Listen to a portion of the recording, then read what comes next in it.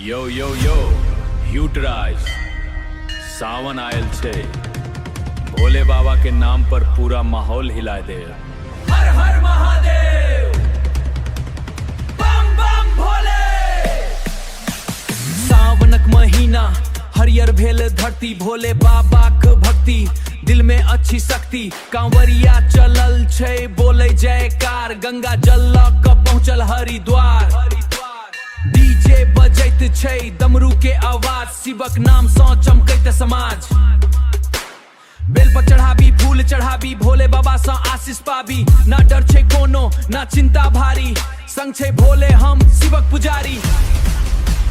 डमरू बाजे नगाड़ा गरजे, शिवक नाम सा पूरा संसार नाचे। बम बम भोले, बम बम भोले। बेस बजे डीजे वाला, हर हर महादेव। गूंजे गाम सा शहर वाला, सावनक रंग में सब भेल मदहोश। भोले बाबा के नाम सा मिटे सब दोष।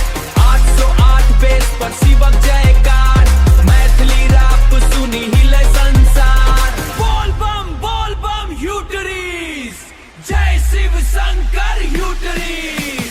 माथ पर चंदा जटा में गंगा, महादेव नाम छे सबसे चंगा। नीलकंठ बाबा करे उद्धार, भक्तक जीवन करे सुधार। कैलाशपति राजा त्रिनेत्रधारी, अहाँ बिना दुनिया अधूरी हमारी। भांग नहीं चाही नशा छे नामक, शिव प्रेम भरल छे हर एक कामक। जखन जीवन में अन्हार होए, भोले बाबा हमर सहारा होए। टूटल मन के जोड़ देबू